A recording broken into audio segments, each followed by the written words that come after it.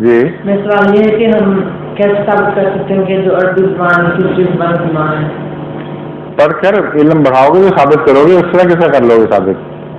جو علمی سوال ہوا کرتے ہیں ان کے ثبوت بھی علمی ہوتے ہیں، سمجھے ہو کہ نہیں؟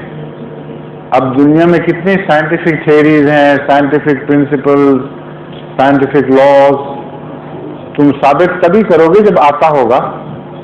تو عربی زبان کے اوپر جو کتابیں لکھی ہیں، خاص طور پر شیخ محمد احمد صاحب مظہر نے، اس میں تمام اصول بیان کر کے مثالیں دے کر دنیا کی 40 سے زیادہ زبانوں کو عربی کی طرف ٹریس کر کے دکھایا ہے۔